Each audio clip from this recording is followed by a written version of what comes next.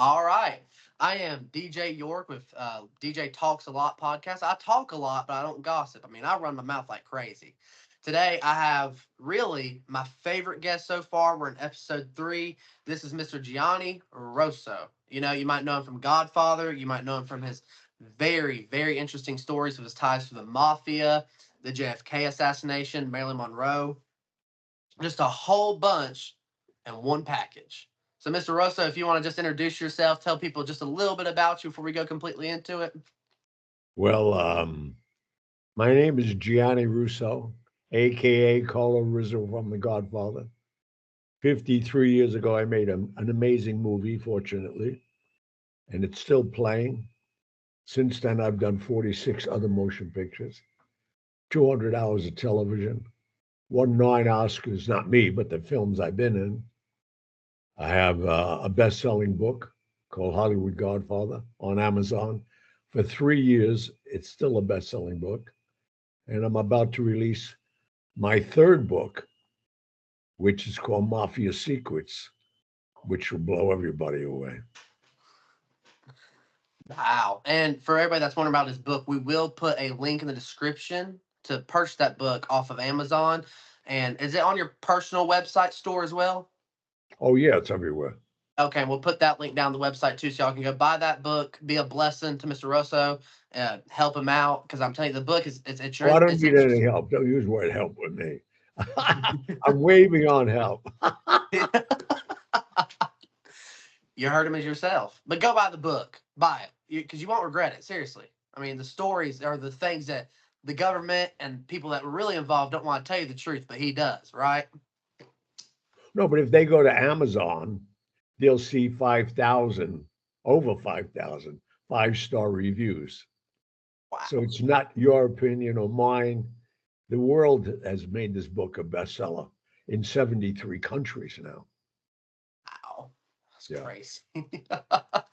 No, Mr. Rosso, where did you, if you want to get started on this, like where did you grow up at? What was life for you like in your just your childhood? I mean, Well, growing up I, in I started my life in New York City 82 years ago.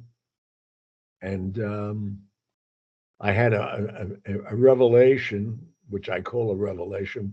Most people will call it a disappointment. On August 7th, 1949, I got stricken with polio and was quarantined in a state hospital for 5 years with no visitors. And that built a resilience and a drive in me that has never stopped. I got out when I was 12, was begging on the streets of New York, selling ballpoint pens. They just came out. And a man used to come every day, give me $5, $10, never take a pen, give me words of advice. And then one day he asked me my name. And I told him, I said, Johnny Russo. He's, who is Angelo Russo to you? I said, Angelo Russo is my great uncle in Sicily. So the guy who I thought was his friend every day was his bodyguard. And he said, Blackie, take that cigar box, because that's what I had my money and ballpoint pens in. And with my good arm, my right arm, I pulled my box to me. I said, you ain't taking this box. And he reached in his pocket.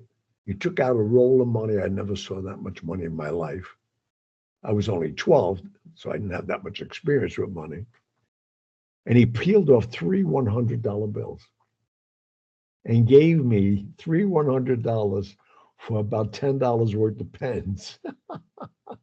that's crazy.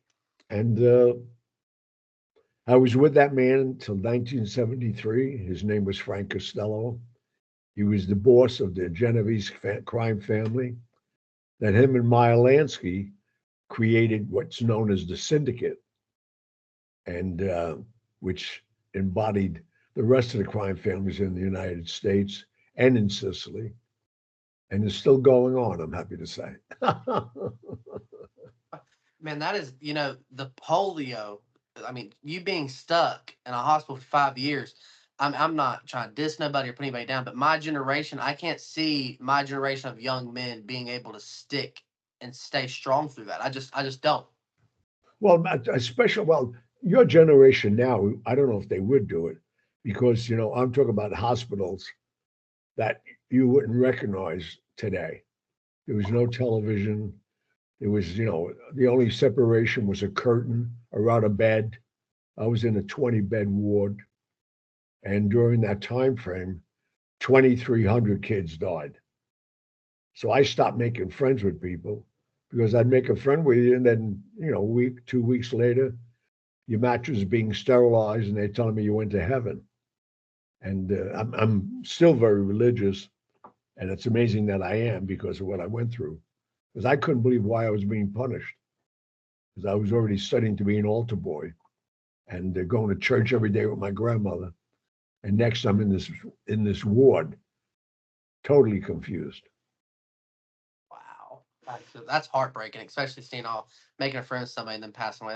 That's sad. But I'll tell you something. You said being religious, and I'll never forget my mom. It'll be the 27th of this month. Will be 2 years since my mom had died of a drunk driver. She was 36 years old. I was 17, and I moved Wow. down here with my pastor, my best friend, and I just did it. I don't have no. My dad don't really care about me, so I just stuck it out. And it was just me, my pastor, my best friend, and my church has helped me through it. And I'll say something. It's my preacher told me, it's always stuck with me. God's got to break you before he can use you, and that stuck with me. It really has. I mean, and something That's a about too. good You can't, saying. when you go through something, you can't sit there and mope about it and be upset and make it your whole depressed life story. You got to say, hey, this is what God put me through. Look where I'm at now. Well, the thing is, what's so similar to what you're saying is that with me especially, so many kids in the ward gave up. They wouldn't eat. They just starved themselves to death because they saw no way out. And it's funny, what changed my life was a little transistor radio. I got there August 7th, 1949. My birthday was approaching December 12th. I was there already 4 months, and I was very depressed. And thank God for my floor nurse, Dolores Barone. She happened to be the niece of Carlo Gambino of the Gambino crime family in New York. Now, I called him Uncle Carlo because that's where I was raised. Anybody in our neighborhood was over 21 on the street.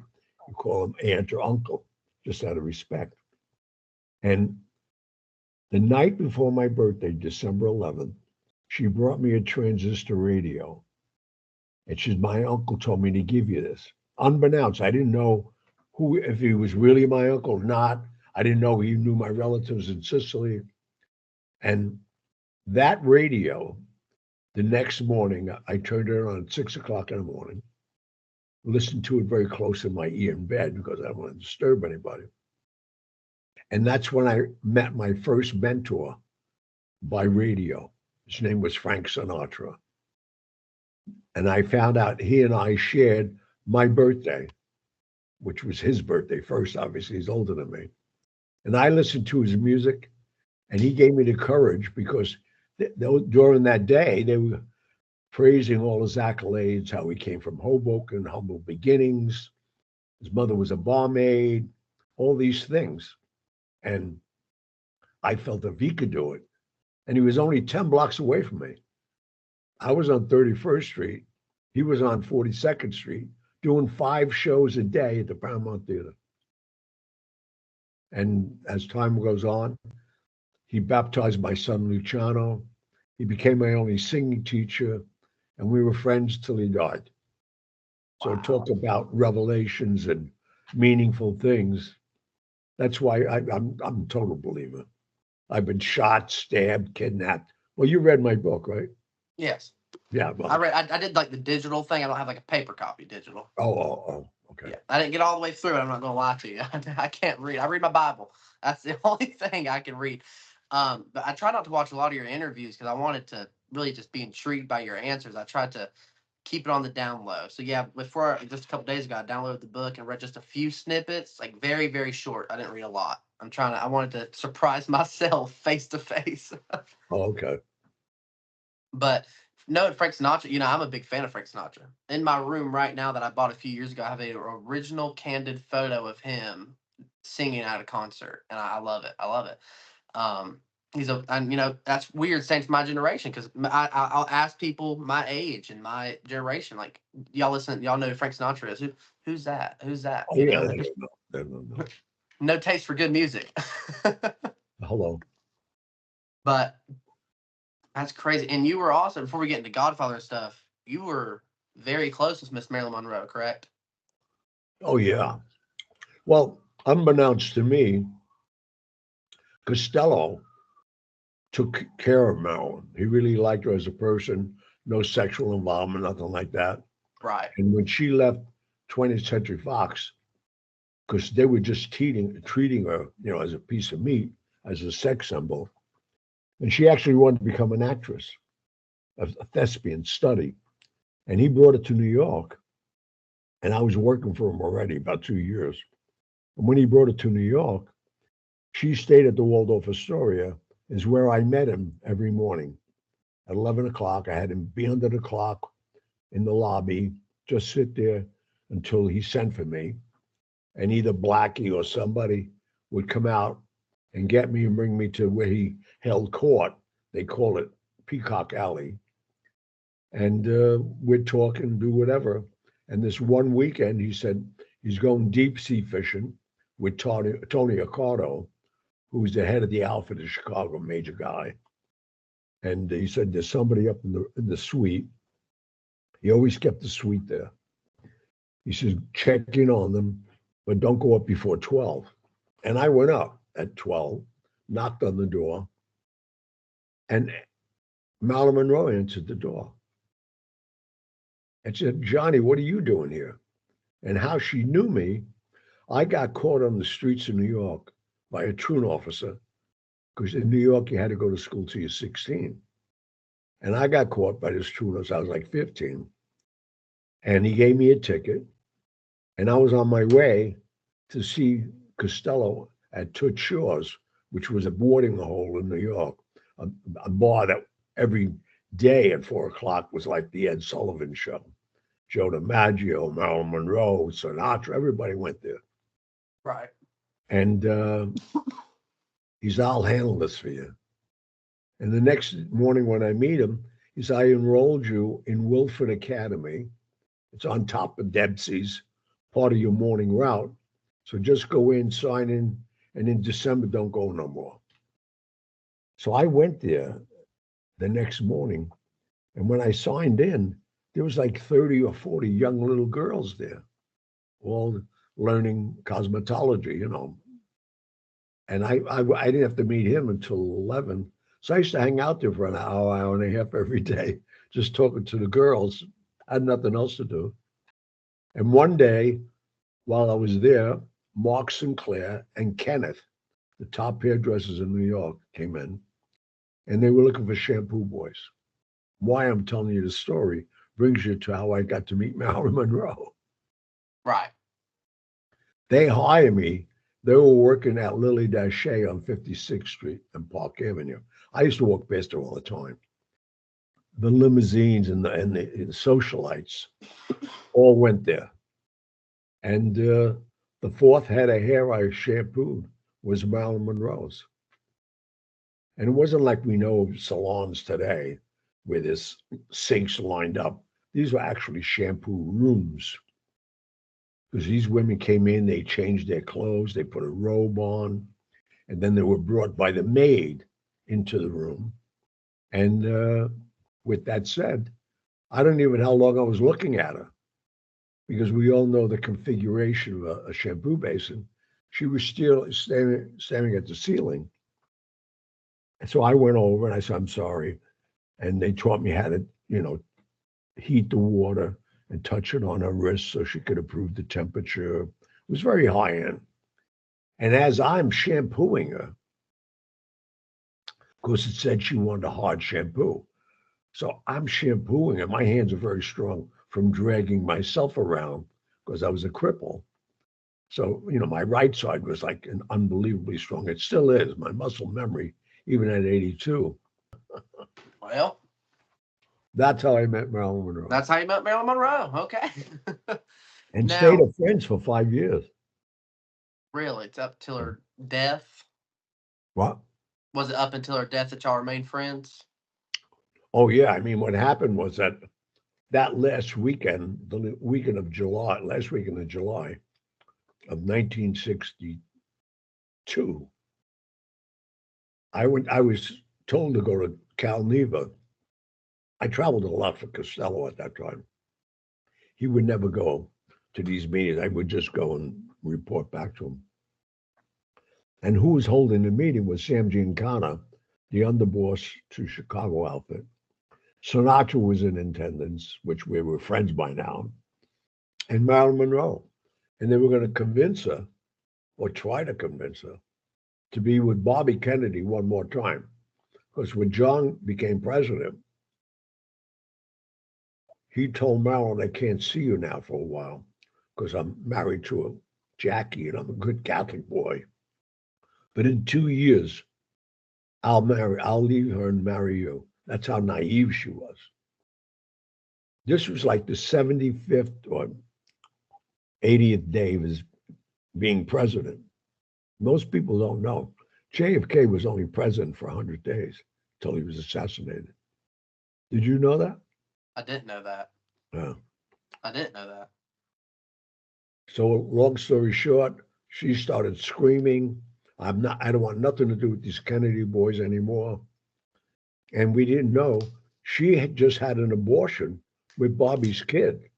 He impregnated her, but he forced her to have an abortion because he was already married to Ethel with a bunch of kids. And she went crazy. I went back and reported in New York the next day, Monday. And Costello said they're going to kill her. That Thursday, she was dead. So y'all knew as soon as she said that she was going to the press, y'all knew she was done. Oh yeah, no, but that's as I reflect on my life when you start thinking about it. I've been a part of so many historical events, and not good ones. A lot of assassinations, a lot of disappearances. It's crazy. It's just so sad. Like, how frantic was she that last day that you saw her? And you saw her how many days before that she was found deceased? I left on that Monday. I saw her Sunday night. Thursday Hmm. she was dead. Wow. Yeah. She was 33 years old. Now, do you think it was JFK who had her killed, or was it Bobby who had her Bobby killed? got him killed. Bobby got her killed. Bobby got her killed. Bobby hated his brother, hated his father for what they represented. Because the father was Costello's partner during Prohibition. Joe Kennedy made all his money during Prohibition, made $60 million in the 30s. Then he opened up Merchandise Mart in Chicago, started investing in land. That's how he built his empire on Prohibition money. My papa always told me since I was little, because in school they teach us that JFK was a great guy. JFK was one of the best presidents. La di da di da. But my But papa has told me from a very young age, son, the reason JFK got in office anyways, because his daddy stored a bunch of alcohol in warehouses and then waited for the prohibition to lift and sold all of it and got a lot of money off of it. Is that accurate? no, he made 60 million during Prohibition and still sold all of it. So he sold it during prohibition. Oh yeah, he was partners with Costello. No, they were Wait. partners. So if he was partners with Costello, and Costello was you were Costello's one of his main men, correct? Then did y'all like JFK or did you not like JFK? I love John F. Kennedy. I traveled with him 5 months when he was a senator. The meeting Joe had, which I met him at the meeting. I met Joe Senior once at the Waldorf. After the meeting, he asked Frank Costello to help his son become president. And he realized without the mob associations, without all the unions and the brotherhoods of the Teamsters, International Longshoremen, Culinary Union, they were all the votes. There was no way a Catholic boy was going to become president of the United States. And even at that point, he didn't have enough delegates. They sent a message to LBJ, and I carried an envelope down there, which was pretty heavy. And 3 days later, he announced he's going to be the running mate. That got him all the votes they needed to make him president.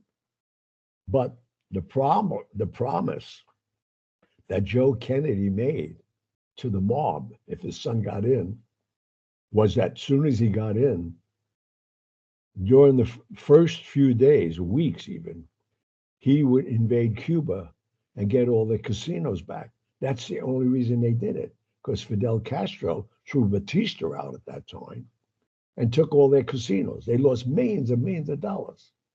That was the only reason they cooperated.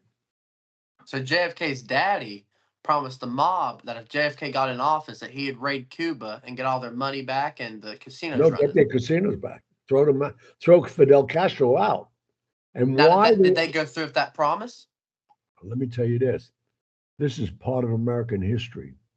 Do you know why the Warren Report has never been released yet? Why? Because in the Warren Report, when they called off the Bay of Pigs, which was the air attack to back up 2,900 of our soldiers on the ground in Cuba, because Bobby convinced his brother there's no missiles on that island.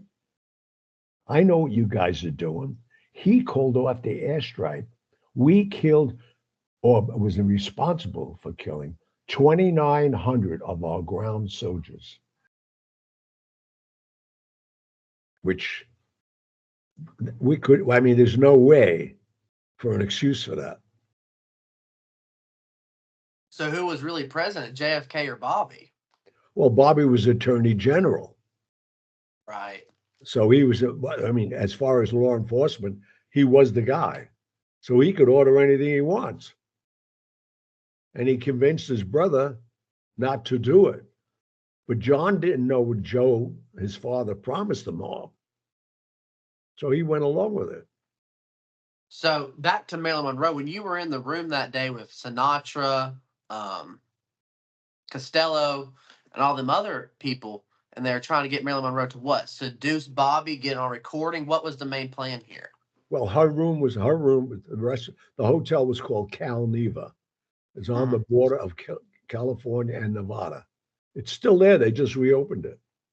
Oh, nice. And it was owned by the mob. And why they did that, if you had a record or part of the mob, you would go to the hotel and stay on the California side, which is on the other side of the swimming pool. And you go to the casinos, do anything you wanted to do, and you'd be sleeping in California. So Nevada had no jurisdiction over you. It was a smart idea. That's why they used the location. But anyway, that's what happened. And I actually thought, because like I was on the road with JFK for 3 or 4 months, I was back on the road to go see all those people again. But they were only day trips this time. And it was for me to deliver a message. And I'd get there, and when they wanted to talk to me, because they never wrote anything down, that was part of why the mob was never caught. You can never find a message or written something that could tie them to a crime. So I went to every major guy you could think of, 5 of them to be exact. And as soon as I met with them, they'd go like this and touch the ear. I mean, come over here. And they would whisper in my ear what they wanted me to tell Costello. I'd fly sometimes to Kansas City, get off the plane, they'd tell me that and have to leave again. And I'm saying to myself, why didn't they just call each other up? And all they said to me, it's on. It's on. That's it. It's on. So even if anybody intercepted it, you know what we're talking about. What's on? The water for coffee? What's on? Your shoes? What's on?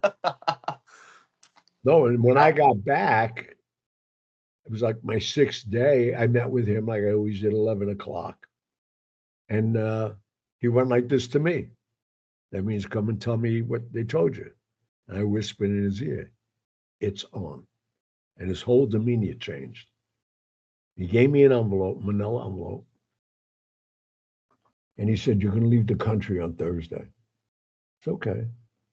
because I left. I went everywhere for the guy. I never questioned. I had a great life. I said, how long am I going to be gone? He said, I don't know yet. I got you booked on the Independence, the ship, just beyond the ship. There's 15,000 for pocket money, and I set you up in Layton's. Go get a whole wardrobe because you're going to be staying on U deck. I'd never been on a ship before. I didn't know what U deck was ever. And when I got on the ship, they take me to my room. I couldn't believe it. It was like a hotel room. And I kept saying, wow, this is a big boat. And the chief person kept correcting me. He says, this is a ship, not a boat. And as we were going under the Verrazano Bridge that morning, it was around 11 o'clock New York time, they announced the president was shot. I actually thought they were going to kill Bobby. He was shot. He wasn't dead yet. He got shot in Dallas, as we all know. That's all you heard. Now I'm watching all the pilot boats pull up and all these dignitaries are getting off. And in my mindset, I'm saying, well, I'm going to be on the ship with all these women. I love it. Why did he want you out of the country when JFK was going to get assassinated? Because there was 23 federal warrants for me, knowing that I was the messenger, knowing I was with Bobby. They had me every weekend. I was with Bobby every weekend at the Sands Hotel in Las Vegas prior to him getting nominated. Once he got nominated, then there was nothing else because they had all the votes they needed. All the unions. I mean, think about the Brotherhood of the Teamsters. How many members? The Culinary Union in the United States, the International Longshoremen. That's how he won. But on the 100th day of being president, on November 22nd, he was assassinated. Now, were you upset about that, or Oh my did you God, not would I care? ever? No, I thought it was Bobby. I never got to know Bobby, didn't want to know Bobby. I thought for sure, no, I mean, I don't care about him. But the thing is, I thought for sure they're going to kill Bobby. He was the one that created all the problems. But they killed JFK. And that's why Joe Kennedy had a stroke. I delivered a message by envelope, Hyannisport. As I left, I heard screaming in the house. He read the message. I found out years later, they said, we're going to start killing off your sons until we get the casinos back. And John was first. Bobby was next. Teddy finally, he was a young kid at the time. And that was it. He got a stroke. Never came out of the stroke. He was Wow. richer. I mean, it was crazy. Because he knew they weren't playing around. Well, you don't play around with this. You're talking about millions and millions of dollars. Meyer Lansky lost about 7 million at the National. No, And 7 million is a whole lot different than 7 million a day, too. that's about 700 million today.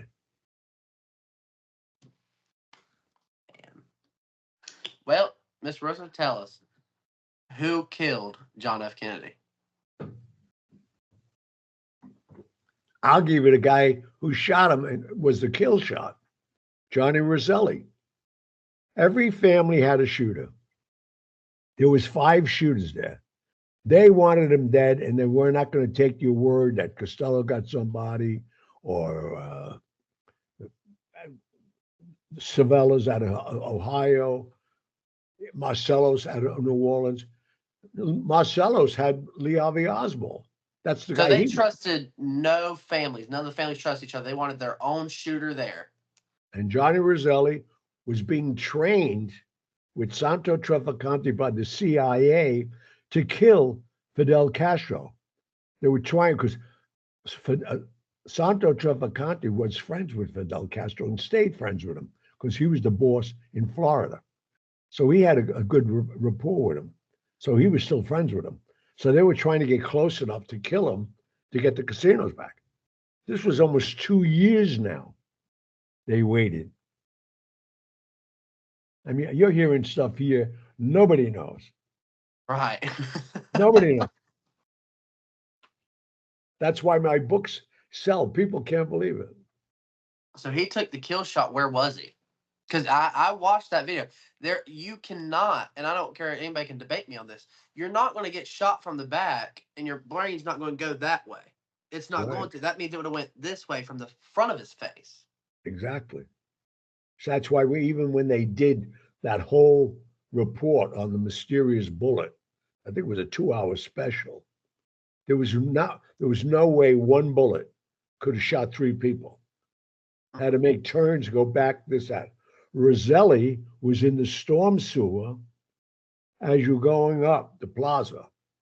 He saw his head while he was sitting on the back of the trunk. He had a clear shot at him, shot him in the forehead, blew out the back of his head, just like you said. To this day, they don't say that. It's still a big mystery. Yeah. All right, Lee Harvey Oswald. Who hired him? What family put him there? And was he actually okay, or was he just a plant? No, he was no, he was. How you won't believe how some of these stories are so crazy. Marcellos in New Orleans, he was the boss of New Orleans. He was listening to a radio and he heard this crackpot who basically was mustered out of the Marines in Germany, tried to stay there because he was a Nazi freak. And he heard him on the radio. He summons him from Texas, brought him to New Orleans, and convinced him, you're going to kill JFK and become a hero. And you'll go back to Germany as a hero, killing them. And he believed it. And he was up in the library. He shot the governor in the front seat in the shoulder. That's how good he was. Was 4 feet away. Terrible. Now, all right, and Lee Harvey Oswald, I don't know how many days later, it wasn't many, he got blasted by Jack Ruby.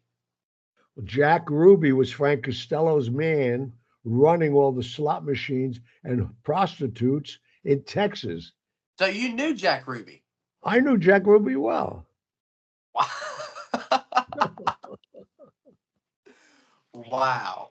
See, I've always thought that Jack Ruby was a plant from the CIA. And No that Jack way. Ruby didn't really go to prison, that he just lived a life on an island somewhere. No, they thought they told him, you killed the guy that killed JFK. You're gonna be a hero. That didn't happen. The last killing associated with the Kennedy assassination was 17 people. The last person killed was a lady called Dorothy Kilgallen. She was on a TV show, What's My Line? And she, unbeknownst to everybody, she went and visited all of them. She interviewed in jail Jack Ruby. She was the reporter, right? Hello. The journalist. And she was writing a book about the assassination of JFK, which is so weird. Marilyn Monroe, which I just got her house saved by the National Archives. They were going to tear it down. And now what I'm going to do, I'm getting the city of Burbank to move her house to a piece of land and make a national monument for Marilyn Monroe. She's an icon. Oh yeah, that's nice. And then what I'm going to do, I'm going to exhume her body. And I want to have now, with the sophistication of an autopsy, I want to change her death certificate from suicide to homicide. Because she was killed. And killed the same way by the same doctor that Dorothy Kilgallen was killed. You believe that? 2 years later. What was her name? Dolores? Dorothy Kilgallen. Dorothy, what was her cause of death listed as? Same as Marilyn Monroe. Overdose. Overdose by drugs. She never took drugs. The doctor, the anesthesiologist, which everybody used, was a Mr. Fix-It. Here's another news bulletin for you. He was the same guy that killed the Pope, who was in office for 33 days, and killed him in the Vatican. Wait a minute. But Dorothy, if JFK was already dead. If Bobby was dead and she was doing her book about it, who killed her? The CIA or the mob? No, Bobby wasn't dead yet. Oh, but okay, so it was just JFK was dead. Right. Marilyn was dead. They did the same thing to her with a syringe in her pubic hair area where you couldn't see the puncture marks. We all have a fallopian organ in our groin. All they did was pump oxygen into that, and she had an aneurysm with air. That's why I want to exhume Marilyn's body. There were no drugs in her body. There was the same amount of drugs she took every day, but no drugs to kill her. They dressed her bedroom. Bobby was in her bedroom for 4 hours prior before the ENT. The ENT, the driver of the ambulance, is still alive. He just testified that Bobby was there. Now this is I'm gonna not be over calling yet. him for an interview. Hello. He won't I'll give speak, you I his bet you. name. No, it's What's his name? insane. I'm not going to give it to you on the air. Oh, Hello. oh yeah. Hello. Hello. He'll That's be insane. inundated with phone calls. That's insane. Hello. You're gonna get the CIA to kill me now. I mean, get... There's nobody there now right now. Nobody's protecting the CIA anymore. no. All There's right, what do you nobody think left. about Robert F. Kennedy now? His son, Well, Robert I, F. I Kennedy mean, Jr. I don't comment on him, but he's helping my friend Donald Trump somehow. So let it happen. All right, see, I'm with you on that exactly. That's crazy. Well, see, I'll tell you this: Robert F. Kennedy Jr. did a whole interview. He says Saran didn't kill Bobby.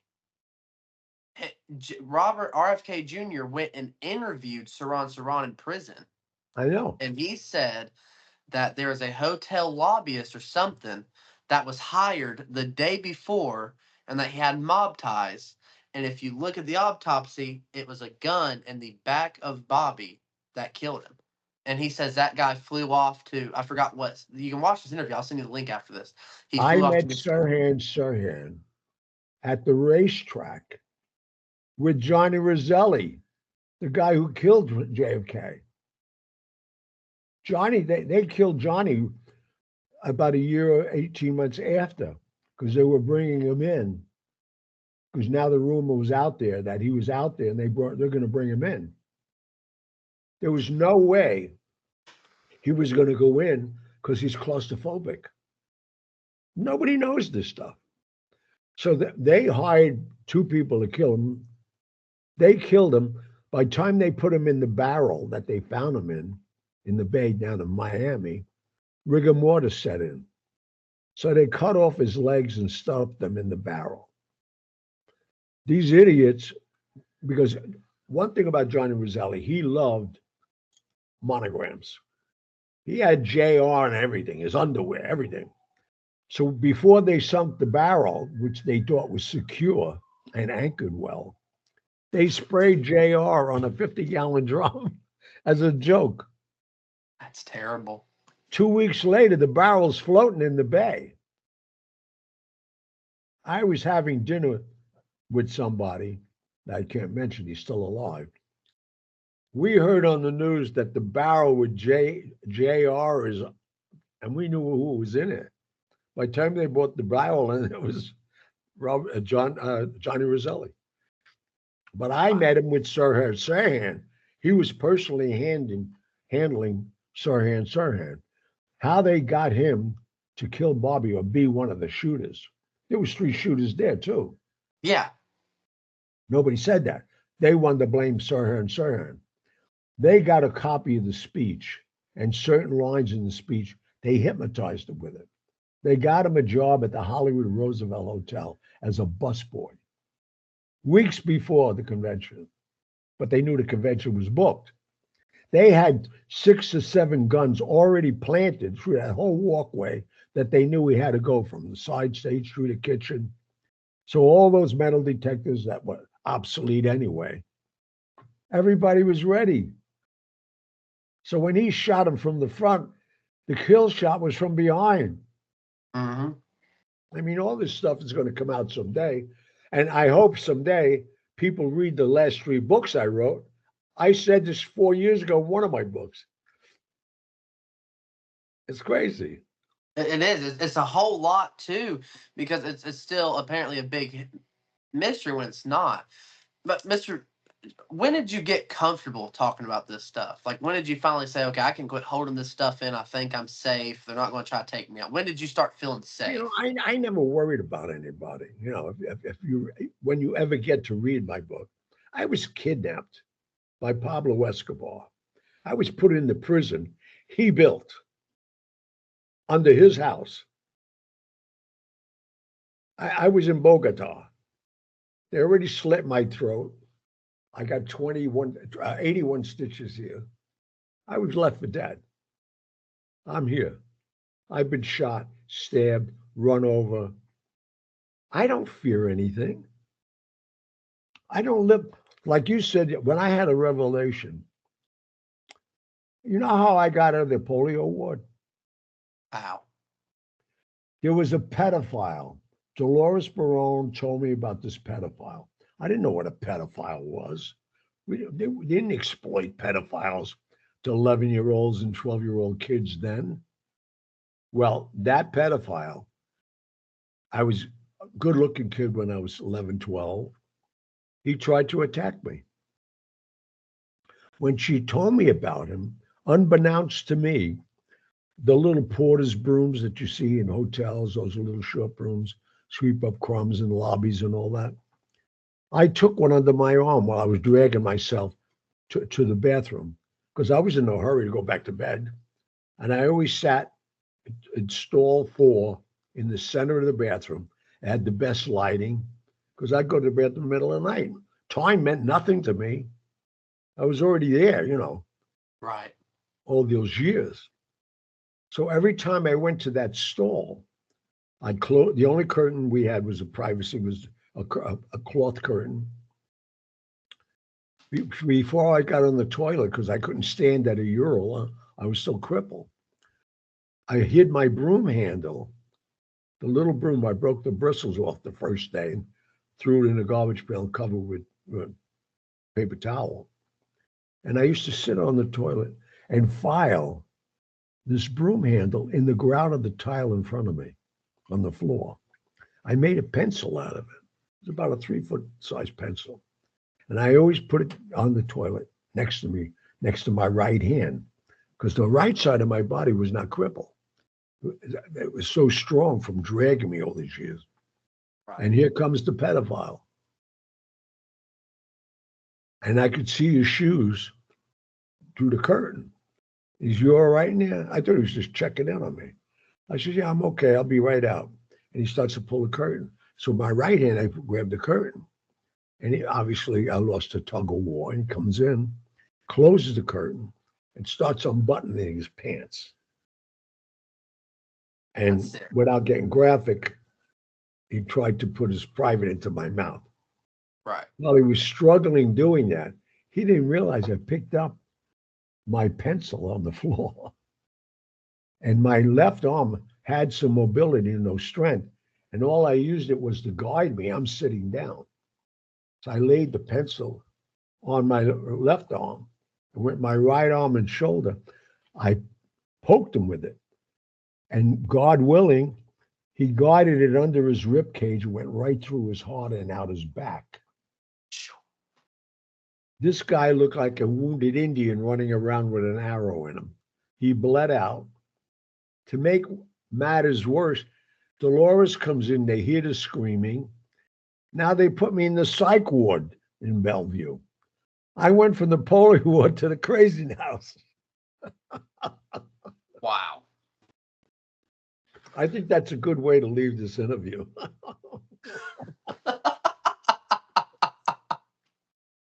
It's a wow interview.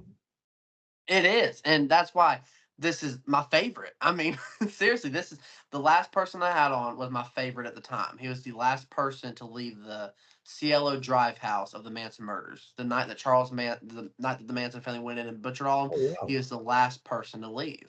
You And still that alive? still alive, 75 years old, doing very good for himself. Very good for himself. I He lived in Beverly Hills during that time. he lived in Beverly Hills during that time, and Obviously. yeah. The thing about him, he went to school with all the stars and stuff, like all the kids Yeah, stars. I So know. like his 14th birthday party is at Lucille Ball's house. Yep. Crazy, crazy. And the Marilyn Monroe and JFK stuff is still boom, boom, boom. It's like one of those things I'm not getting over. It's like you were there, you know, and it's Oh, just I don't. It's crazy that you had to witness that, you know. I mean, but very historically cool in a way. oh yeah, now it definitely is. That's why I'm so dedicated to her, because I mean, she really, how we hooked up, and really not the sexual situation, never Right, was right, that. right. I was a teenager, she was 31. Think about that. Yeah. And we both needed a hug. What we had in similarities, at 12, she was put into an orphanage. At 12, I was in the nut house. And she used to look out the window in Burbank. That's why I want her to be in Burbank, for her monument to be there. She used to look out the window of the orphanage and see the water tower for Warner Brothers Studio. And she said, someday I'm going to be a big actress at the age of 12. And I used to look out the window. Finally, I got the window up in where I was for 7 years. And I used to see the Empire State Building. Now, coming from Mulberry Street, all the buildings down there were 5 or 6 stories. I said, someday I'll be uptown. You see behind me, this apartment? Yes. I won't tell you what street it's on. My dining room sits 16. I have a 12-room apartment on the best block in New York. There's nothing on my block less than $12 million. And I was given this in 1973 by Frank Costello. That's amazing, man. I That's walked amazing. I walked in here when I was 13. I own other homes other places, but I'll Right, never right. give this up. This is pre-war. The table is Baroque marble. The island curtain, the aisle on the serving aisle is 33 feet long. People come here and say, wait a minute. Goodness gracious, man. That's amazing. That's a blessing. Praise the Lord. You Oh, know, yeah. praise the Lord. I got to ask you one of the biggest mob mysteries. I don't know if you know, but I just thought it'd be fun to ask. Where is Jimmy Hoffa? I know right where he is. I've known for years. Can you tell? No. I'll tell you what shape he's in, Okay, okay. I'll take because, that. I laugh every time the FBI gets a new clue where Jimmy Hoffa may be. And they get a budget for millions of dollars to go dig up their friend's yard or somebody's yard. Because when Jimmy Hoffa came out of prison, even me as an individual, I borrowed $31 million from the Brotherhood to build my hotel in Vegas when I was a kid. Hmm. Now he found God. He's coming out and he wants to get rid of Frank Fitzsimmons. Frank Fitzsimmons was the guy who was running it all. The Savella family in Ohio, Cleveland, were running all the pension fund. They lent $150 million of the pension fund's money of the Teamsters all to Vegas. Steve Wynn bought the Golden Nugget on their money. They all made money, but this guy found God, was going to get rid of everybody.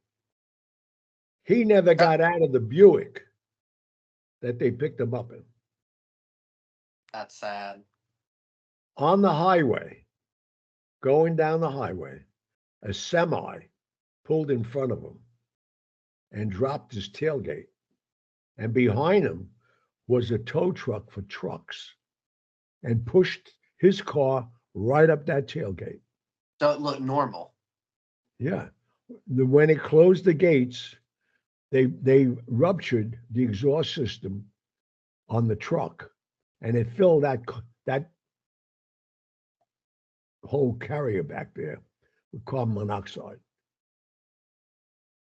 In a matter of hours, He's dead. The driver's dead. They take the truck to Staten Island, New York.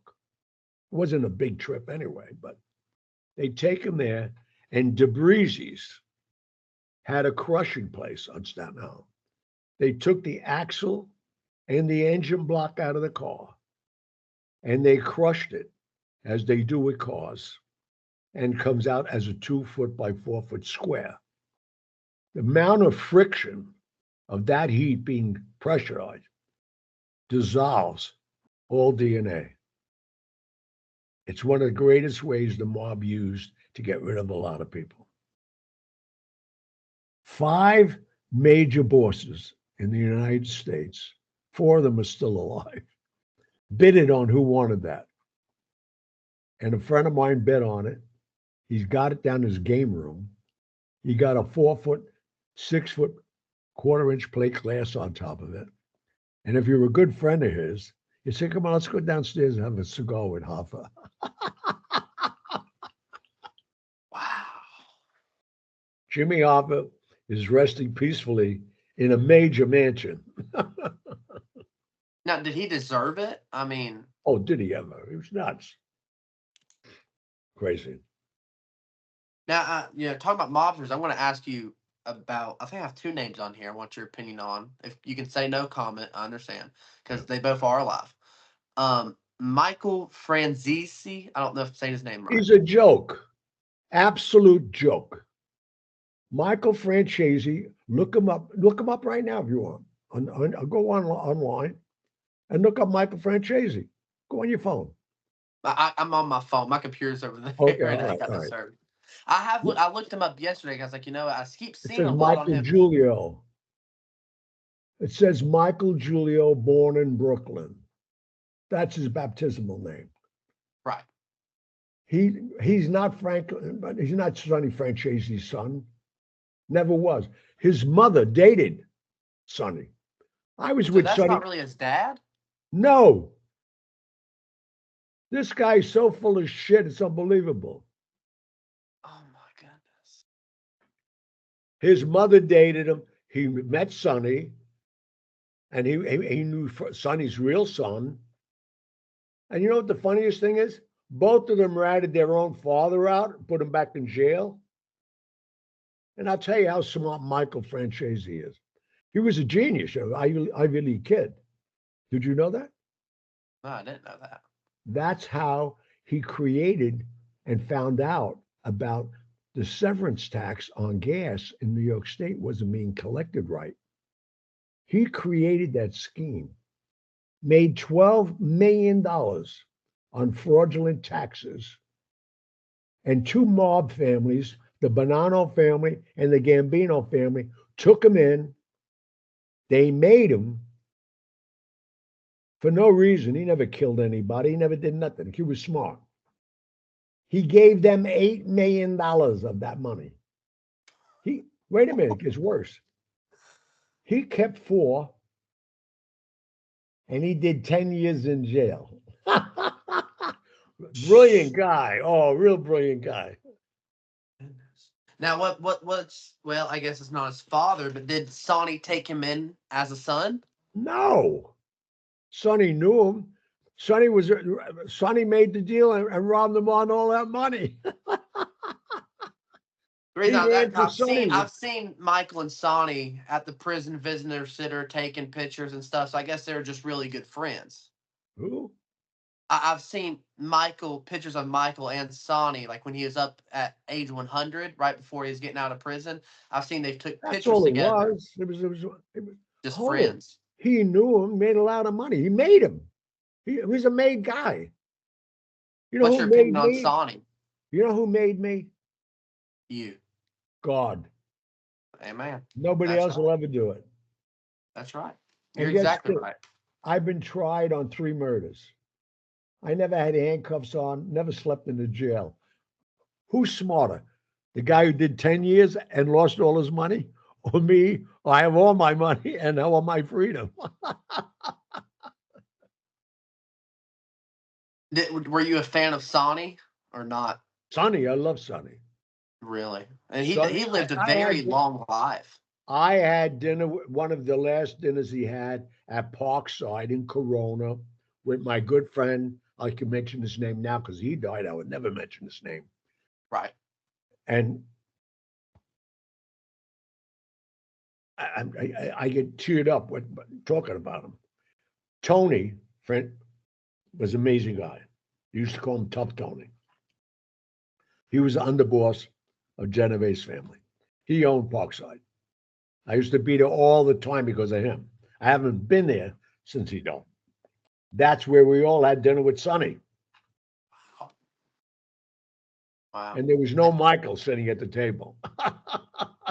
He lived a very long life, 103, I think. 103 years old. That's Yeah. wow. And he Yep. did his full prison term. Yep. Stand up guy, never opened his mouth. The last of the Mohegans, man. One more name. I really want to know your opinion on this one. Sandy Gravano. Sammy Gravano is a maniac killer. Now we're praising him. I mean, I laugh at this guy. When he was in the witness protection program in Arizona, he and his family created an ecstasy ring in his kids' high school. They all went to jail. The governor of Arizona was told to mind your business. You can't do that. He said, this is my state. He's poisoning kids, and you take him out of my state. Did you know that? I didn't know that. And now he has a podcast. Everybody's got a Oh no, podcast. yeah, people put that guy on a pedestal. I looked at his Facebook. It's like he's very popular, but if I'm not wrong, he was involved in 19 murders. That's serial killer. 23 to be exact. But you ready for this now? I'm If ready. if you want, if you have an extra $250 that you don't care about, you could have a sit down with Sonny Franchese for $250. What is he going to tell you? How to kill people? I mean, I think our whole I mean, the world has gone crazy Oh yeah.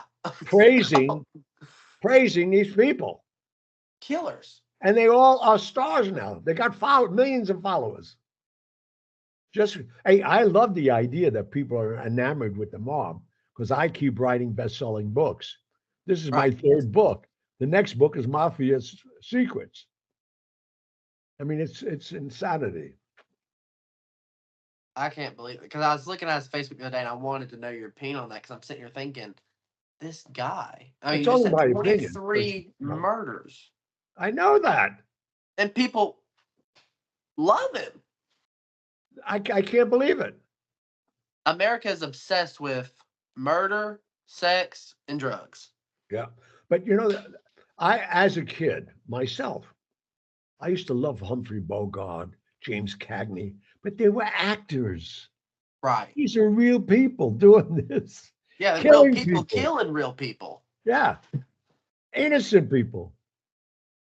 I better shut up. He's gonna send some people after me. I'm gonna shut my mouth. I don't know if he's still involved in that or not. Is there just a quick yes or no question? Is there still a mob today like there was in the 1960s? Not in this country.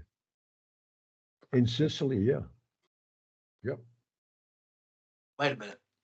I was just Why there. did no? I forgot his name. His name was at the tip of my tongue. Why did FBI director uh FBI director of the night during the 60s? Hoover? No, it wasn't Hoover. Was it Hoover? J. Edgar Hoover. Yes. Why did he act like there was no mob or mafia? Because Chicago set him up as a cross-dresser, which he was, took pictures of him, and you know who owned J. Edgar Hoover? Who? Frank Costello, my guy. When Frank Sinatra sent a letter to J. Edgar Hoover saying, I have a bunch of franchises for Budweiser beer. There's certain states that want to license me because you keep telling me I'm a mobster. Please lay off me, and I'll become, an informant for you. He wrote him a letter. J. Edgar Hoover got the letter and delivered it personally to Frank Costello. That's how Frank Costello and Chicago, Tony Accardo, owned Sinatra till the day he died. owned them. You worked 16 weeks a year for nothing for them in the places they owned. And he had to sing till the last breath. And he was a perfection. I used to go there and want to cry for him. That's when they had the monitors on the stage feeding the lines. He was totally squashed out. He was, well, I mean, the guy was gone. But as long as he was drawing people into the casino and packing the casinos that they owned, he had to go on and perform. Go ahead and end this out. I'm DJ York with DJ Talks a Lot. This is Mr. Gianni Russo. I mean, he's built a lot of stuff here and a lot of top stuff that a lot of people don't know about. So we're going to end this out with a quick prayer, and we're just going to end it. Dearly Father, Lord, I just want to thank you, Lord, for this day. Lord, I want to thank you, Lord, for the opportunity, Lord, that I got to speak with Mr. Russo, Lord. I pray that you wash away any wickedness or sin off of me, Lord. God, I just want to thank you for the fellowship, Lord, and the conversation that we got to have, God. Lord, I pray that you let somebody hear this, Lord, and just get enjoy it, Lord, and learn something from it. Lord, I pray that you keep your hand on both of our lives, Lord. In Jesus' name I pray. Amen. You know, that I'm so happy. I don't know why I said yes to you. That prayer means a lot to me. Yes, sir. I, Of I course. prayer. I have altars in my houses everywhere I live. Right. I have actual altars, artifacts from the Vatican, gifts that I have to show you. You won't believe. But anyway, that's another time. Yes, sir. So we're out of here. God bless.